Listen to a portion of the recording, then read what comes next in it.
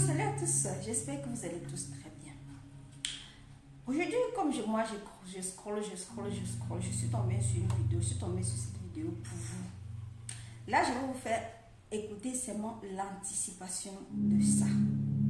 Et j'aimerais bien que vous me dites dans les commentaires ce que vous en pensez. Si ça aurait été vous, qu'est-ce que vous auriez fait à la place de cette dame-là? Écoutons, hein. J'ai pas compris. Suis-je mauvaise pour ne pas avoir dit à mes parents que l'événement qui manquait était mon mariage? Que l'événement qui manquait était mon mariage, j'ai pas compris. Attachez vos ceintures, ça va être... Suis-je mauvaise de ne pas avoir dit à mes parents que l'événement qui manquait, c'était mon mariage? Vous vous rendez compte? Tu fais ton mariage, tu n'invites pas tes parents. Pour quelle raison? Écoutez. Un peu long. J'ai 27 ans et j'ai un petit frère, Mike, qui a 21 ans. Il est la définition même de l'enfant fils à maman. Toujours en train de se plaindre, toujours en train d'attendre des autres qu'il se plie à lui. Ok. C'est juste, en général, un connard. Depuis qu'il est né, mes parents s'acharnent sur lui pour tout et n'importe quoi. Il n'a pas de besoin particulier, il n'a pas eu une naissance traumatisante ou quoi que ce soit de ce genre. Il est juste né. Et mes parents m'ont complètement rejeté. Ma mère en particulier. Elle est passée d'une mère aimante à une de ces mères garçons dont les gens se moquent sur internet. Mon père m'a toujours montré de l'amour et du soutien, mais il a toujours été trop lâche pour s'opposer à ma mère et me laisser gagner au moins une fois. Le seul à m'avoir soutenu était mon grand-père, qui a toujours dénoncé les conneries de mes parents et n'a jamais aimé mon frère. Je lui rappelle sa défunte femme, ma grand-mère, et nous avons un lien très spécial, mais il vit à l'autre bout du pays. Selon vous, quand vous écoutez cette histoire-ci là, la différence que certains parents mettent entre leurs deux enfants, ils leur mettent une barrière, ils poussent les enfants à se détester. Mais est-ce que c'est normal? Parce que tu as eu un enfant garçon, tu vas rejeter ton autre enfant fille. Est-ce que c'est normal? Continuons l'histoire. Et je pourrai jamais le voir souvent. Mike sait que notre mère le préfère et il aime me le faire comprendre.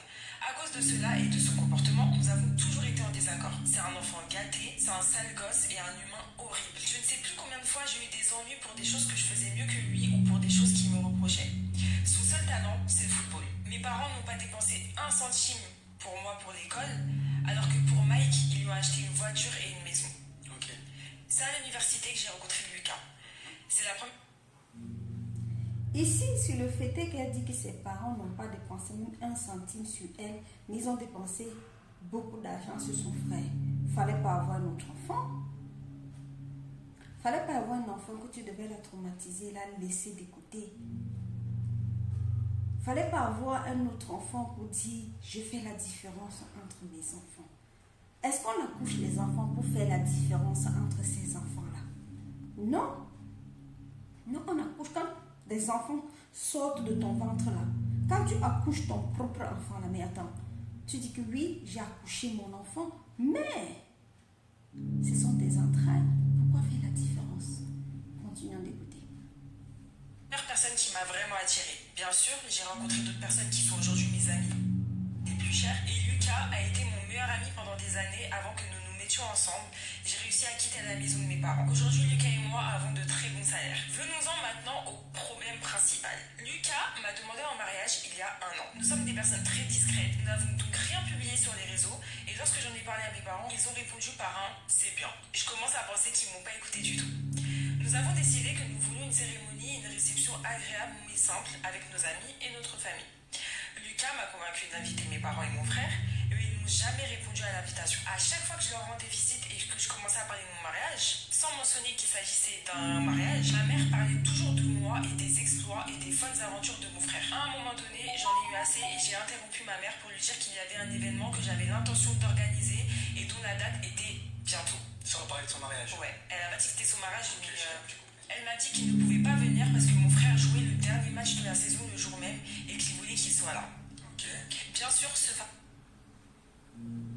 Déjà, le fait est qu'elle vient parler d'un événement où elle invite ses parents à son mariage, à un événement, parce qu'elle a omis le fait de dire que c'était un mariage, invite ses parents à un événement, ses parents ne prennent même pas en considération la lettre d'invitation que l'enfant envoie. Si c'était vous à la place de cette dame, qu'auriez-vous fait? Non seulement quand elle invite, il ne réagit pas, mais elle part encore, parce qu'elle veut l'approbation de ses parents, elle part encore demander, les avertir que j'ai un événement et tout, mais ils ne réagissent pas. Favoritisme ne m'a pas surprise. Ils ont manqué mes baleines, mes spectacles et même mes diplômes. À ce stade, j'ai voulu être mesquine. J'ai dit à mes deux parents que ce n'était pas un problème de manquer cet événement. J'ai volontairement omis le fait qu'il s'agissait de mon mariage et j'ai pas insisté davantage. Il y a quelques semaines, je me suis mariée. C'était parfait. Ma famille, celle de Lucas et nos amis étaient tous là et nous nous sommes bien amusés. Mon grand-père était heureux de m'offrir le mariage et c'était tout simplement parfait. Mes proches m'ont demandé à plusieurs reprises pourquoi mes parents n'étaient pas là. J'ai été honnête et j'ai simplement dit qu'ils devaient assister au match de mon frère et qu'ils ne pouvaient pas venir. Ils m'ont jeté quelques regards et mon grand-père a été visiblement en colère pendant un moment, mais sinon il s'est rien passé de bizarre. Après la réception, Lucas et moi sommes partis en lune de miel et nous n'avons pas eu de téléphone pendant toute la durée du voyage. Mais à notre retour, nous avons découvert qu'une tempête nous accueillait à la maison. J'ai allumé mon téléphone et j'ai même pas pu le déverrouiller avant qu'une tempête de notifications apparaisse. La plupart d'entre elles provenaient de ma mère et de mon frère. Mike m'a traité de toutes sortes de noms méchants et m'a insulté parce que apparemment l'une de mes tantes paternelles a posté les photos du mariage sur Facebook et les a légendées en se moquant manifestement de mes parents. Surtout de ma mère, parce qu'ils avaient manqué le mariage. Le message est apparemment devenu viral dans la communauté de mes parents. Ils ont été publiquement humiliés pour les mauvais traitements qu'ils m'ont infligés. Il s'avère également que mon grand-père a personnellement rendu visite à mes parents pour se lancer dans une tirade visant à faire honte à mon père, son fils, au point de le faire pleurer. Cela a semblé être le point de rupture de mon père car il était tellement désemparé d'avoir manqué le mariage de sa fille unique et de la désapprobation de son père qu'il s'est finalement Vous voyez, à la fin, où elle a bien fait de ne pas inviter, de ne pas préciser à ses parents que c'était son mariage. Je crois qu'elle a bien fait, parce que si elle avait même précisé que c'était son mariage, ses parents ne seront pas venus toujours, parce que le même jour où elle a choisi de se marier, son frère avec un événement. Donc pour dire que la préférence entre deux enfants parfois ne doit même pas exister. Ne doit pas exister, parce que ce sont les enfants qui sont sortis de ton ventre. Ce ne sont pas les enfants que tu as ramassés à la rue, ce ne sont pas les enfants que tu as adoptés. Ces enfants que toi tu as couchés. Donc dites-moi dans les commentaires ce que vous en pensez.